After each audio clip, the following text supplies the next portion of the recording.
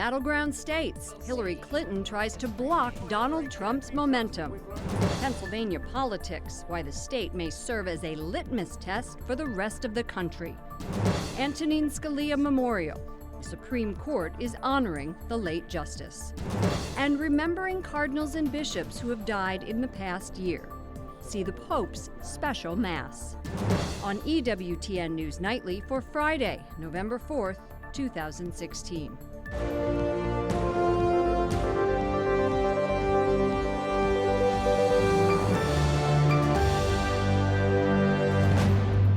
Good evening, and thank you for joining us. I'm Lauren Ashburn. The FBI and New York Police Department say they're assessing the credibility of a possible terror attack on the eve of the election.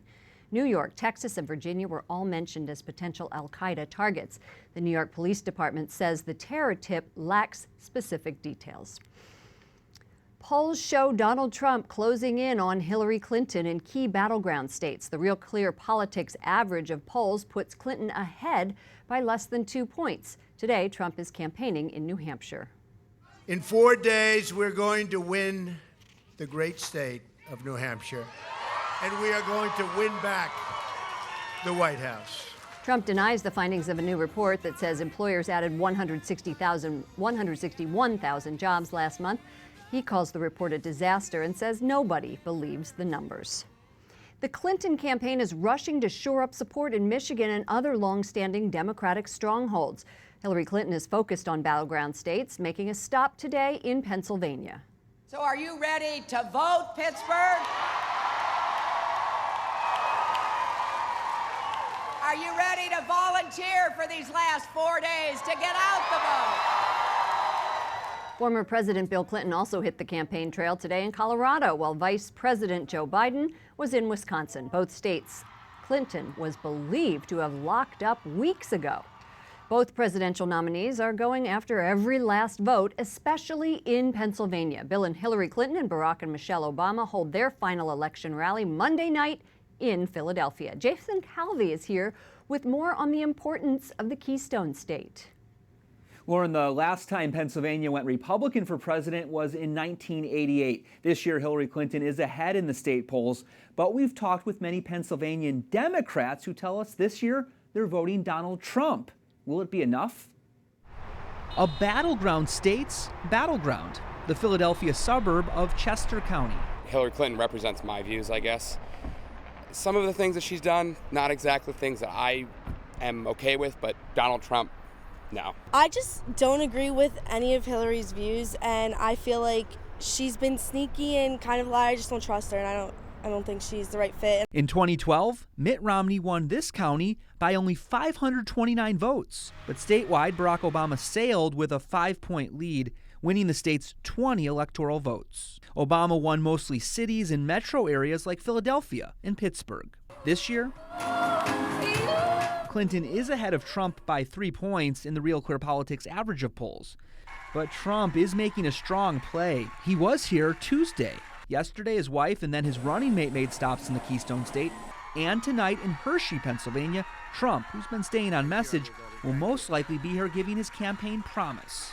We will truly make America great again.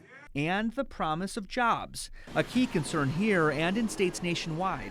The Brookings Institution says the U.S. lost 7 million manufacturing jobs from 1980 to 2010. But more than 8 in 10 voters say the 2016 campaigns have left them repulsed, according to a new New York Times CBS poll. And the nonstop ads don't help. Very annoying. It's really annoying. Yeah, I'm over it. Ready for Wednesday? Yes, absolutely. When I was in Chester County, Pennsylvania yesterday covering Melania Trump's speech, remember this is where in 2012 Romney won by a couple hundred votes. We saw a lot more Trump signs than Clinton. One Pennsylvania woman duct taped alarms and tripwires to her 2 Clinton signs. And one Pennsylvania man says he had 13 Trump yard signs stolen, one by a man wearing goggles and a hazmat suit. Soon, this toxic election will be over. Lauren? Thank you, Jason.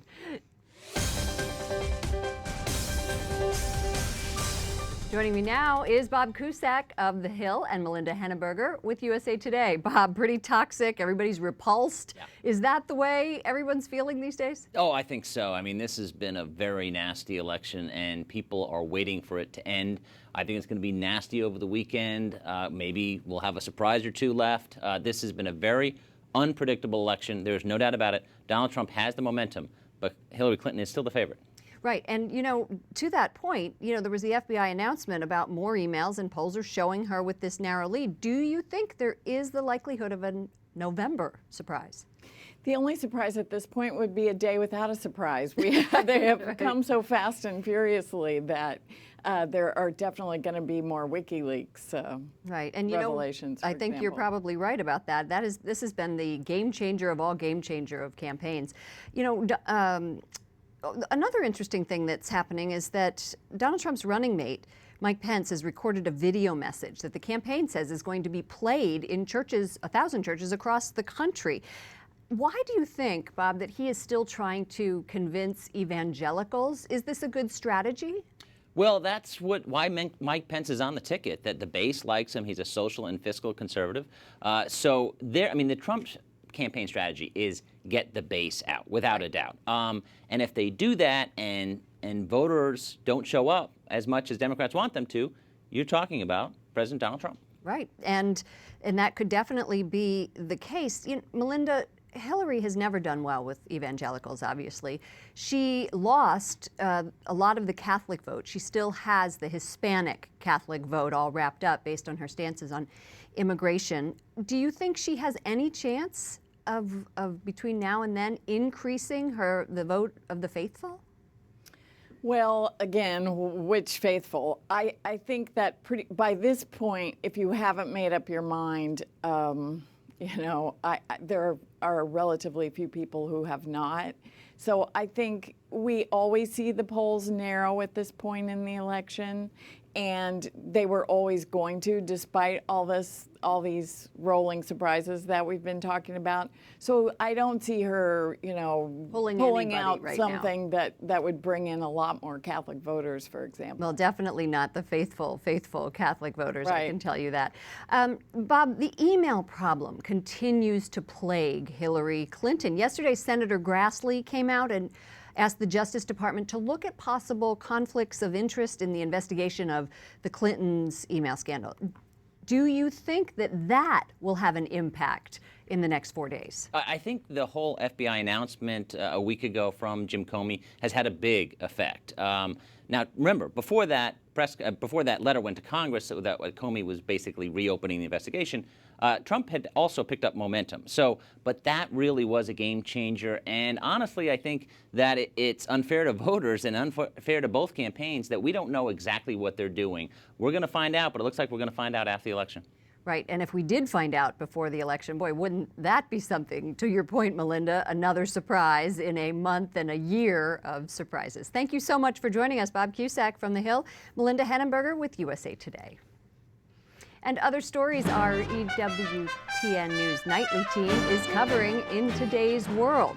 The Supreme Court comes together to honor the late Justice Antonin Scalia. His colleagues paid tribute to him in a special meeting this afternoon. Wyatt Goolsbee has that story from the High Court here in Washington. Wyatt.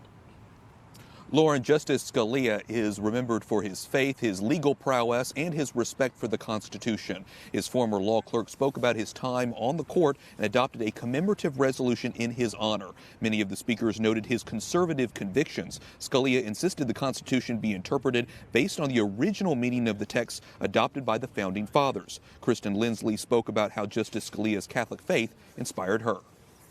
Justice Scalia always said that he knew his life on earth could end in an instant, without warning. Poof, it's gone, he would say. His faith taught him to be prepared for that moment. It was his job to be ready when the time came, and if he was ready, he had no need to fear. For that reason, what he would ask from us is not to fight against his passing, but to pray for him and take solace in his faith. Many Catholics admire Scalia's defense of life and religious freedom. Scalia served for almost 30 years on the Supreme Court. He died in February at the age of 79. The acting Solicitor General as well as the Attorney General, Loretta Lynch, both spoke during a closed-door meeting to the court this afternoon. All regular business concluded early today so that the Supreme Court could honor a colleague and a friend. Lauren? Wyatt Goolsbee on Capitol Hill at the Supreme Court. Thank you, Wyatt. A jury reaches a verdict in the so-called Bridgegate scandal. Jurors convicted 2 former officials linked to New Jersey Governor Chris Christie. Bridget Ann Kelly, Christie's former deputy chief of staff, and Bill Baroni, the former deputy executive director of the Port Authority of New York and New Jersey, were found guilty on all charges. Prosecutors accused them of conspiracy and fraud in connection to the 2013 lane closures on the George Washington Bridge. The Syrian civil war leads to more fighting in western Aleppo. State-run media released video showing tanks, howitzers, and aircraft missiles bombarding parts of the city. Explosions and plumes of smoke fill the skyline. The Syrian army says it repelled an attack by armed rebels. Well, joining us now is Father Francesco Patone, Custos for the Holy Land. Hello, welcome to the program. Thank you very much. Tell us, what is a custos? It means guardian, and you take care of shrines. Is that right?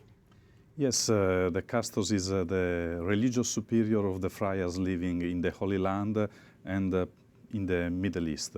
Historically, Franciscans have been doing this since the 14th century. Is Yes. that right? Yeah. What is happening, given everything that's happening in Syria and around the Holy Land? What could happen to these sacred places?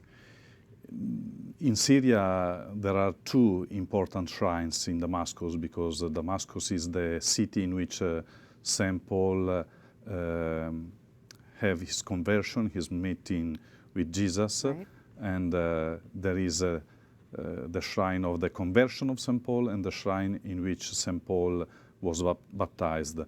And so we are present as Franciscans, not only in Damascus, also in Latakia and in Aleppo, and the most dangerous situation is in Aleppo. But what could you possibly do with all of this fighting there?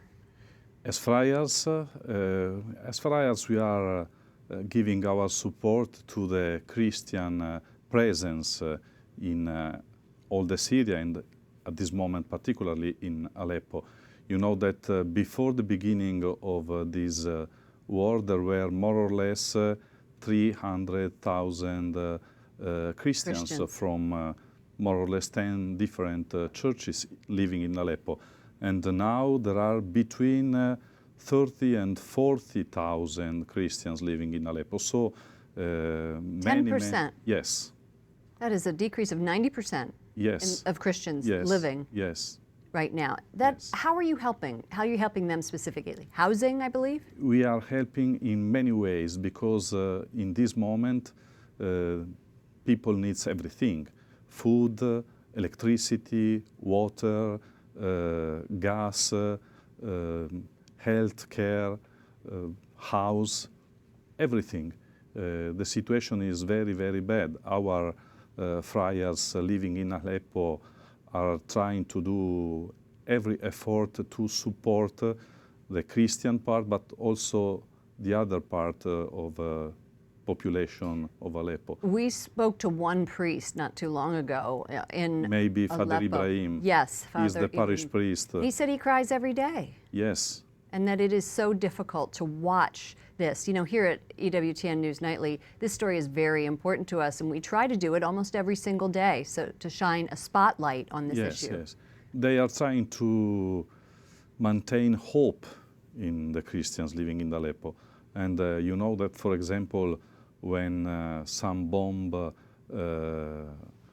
goes off, yes, and hits something, yes. They immediately go, they pray with people, and after they start to rebuild. Right, and they are the first responders, and they are there to offer comfort and peace. Yes. Thank you so much for joining us, Father Francesco Patone. You're welcome. Thank you. Thank you. Coming up, abortion divides the presidential campaigns, what it means for pro-life advocates. And Clinton email controversy. We'll hear from the Catholic League, who says it sparked part of the investigation.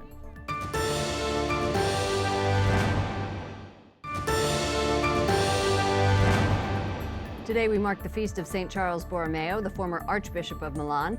He was Papal Secretary of State under Pope Pius IV and one of the chief players in the Catholic Counter-Reformation. Thank you for joining us this evening. I'm Lauren Ashburn. Lawmakers in Poland are implementing a policy to curb abortions. The plan gives money to families who have a child born with disabilities. The one-time payment would be about $1,000. And the abortion issue divides American presidential candidates. The pro-life group Susan B. Anthony List has launched an aggressive campaign in support of Donald Trump, knocking doors and releasing a new ad. If you go with what Hillary is saying, in the 9th month, you can take the baby and rip the baby out of the womb of the mother. It's not okay with me. Joining us now is Marjorie Dannenfelser, president of the Susan B. Anthony List and a friend of the program. Thanks for joining us. I love being here. What's the strategy behind this last-minute ad campaign? Well, it's to really bring the point to the people. In a handful of states, a handful of people will determine the House and the Senate that will determine the fate of the Supreme Court in the future. So when you really look at it, that means just a handful of people, and I believe the Catholic faithful can turn this election towards life. And so what do you recommend that people do? Well, right now, if you live in a battleground state, North Carolina, Florida, Ohio, Pennsylvania, Nevada, Colorado, you live in any of those places, vote and call all your friends in your family. If not, you call people in those states, but also you pray, please pray. And there's a way for people to go onto your website so That's right. that they can do this. That's right, and so anyone can volunteer. Just go to Susan B. Anthony List, just Google that, you'll find what to do. It's very easy to get engaged given the digital age that we're in right now, and the prayer cannot be underestimated, as we know. Absolutely. You've knocked on over 1 million doors. Well, not you. Your knuckles don't look like you've knocked on 1 million doors. I don't know, in my dreams one day. But your organization has knocked on 1 million that's doors. Right. What kind of response are you getting? Are you getting doors slammed in your face? Are you getting? I have found this to be the most inspirational part of the last 25 years of working in the pro-life movement. That person-to-person interaction where you know that the Holy Spirit is present. It is turning people out to vote, but it's also mission. This is not tax deductions for office equipment. This is unborn children, and they're having these conversations at the door for really often the first time in their lives. These are friends, these are like-minded people, and we just try to talk to them about the value of their vote, the power of one. The power of one times all these people in this handful of states will determine the course of this election. 4 days from now, we're looking at 2 different Americas. Completely 2 different Americas, and we are very blessed to have you, Marjorie Dannenfelser, join us tonight and next week. We will be talking to you during the election. Election night. Yes, I can't wait. that's right. We can't either. Marjorie Dannenfelser, president of the Susan B. Anthony List. And the FBI reopened the Hillary Clinton email investigation last week. Today, the Catholic League's president says he was the one who got the ball rolling on the Anthony Weiner investigation, which led to last week's FBI announcement. Our Jason Calvi spoke earlier with Bill Donahue. This bombshell, you're taking credit for at least starting the investigation that's leading to this bombshell. Why? Well, it was a result of my call for a formal investigation by the authorities in New York State to look into possible child sexual abuse on the part of Mr. Weiner, abusing his 4-year-old son. After I read in the newspapers, I didn't have any proof that he was abusing the son per se, although, quite frankly, using his child as a, quote, chick magnet, as a lure for sexual relationships, was pretty close to the definition of child sexual abuse to begin with. And I wanted a formal investigation because I just know a lot of people say there should be one, but who's actually going to take the time to go through the weeds on this and to get the right forms and call New York City and call New York State? I did it right by the numbers. And then I was called in September on 2 occasions to say that the registered complaint that I had made has indeed been accepted and the investigation has been launched. I felt very good about that. And then I didn't know until more recently, of course, that in the course of the NYPD investigation looking for child pornography on Mr. Weiner's laptop, they inadvertently found these hundreds of thousands of emails from his wife to the private server of Hillary Clinton, and that's where this whole thing just exploded. So yes, without the call for an investigation, the NYPD would never have found, serendipitously, what they did and then turned it over to the FBI. Dr. Donahue, thank you so much for your time today. Thank you for the opportunity. Up next, the Pope's Mass at the Vatican. He honors cardinals and bishops who died in the past year. And Chicago Cubs. Fans line up at a parade to catch a glimpse of the World Series champions.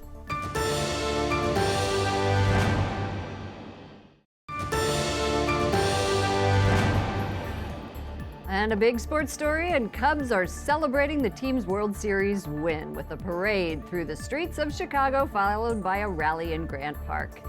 It's the team's first championship in 108 years. Cubs owner Tom Ricketts told the crowd that this year's players are going to be Chicago baseball legends. Thank you for joining us this evening. I'm Lauren Ashburn. Pope Francis celebrates Mass today for cardinals and bishops who have died in the past year.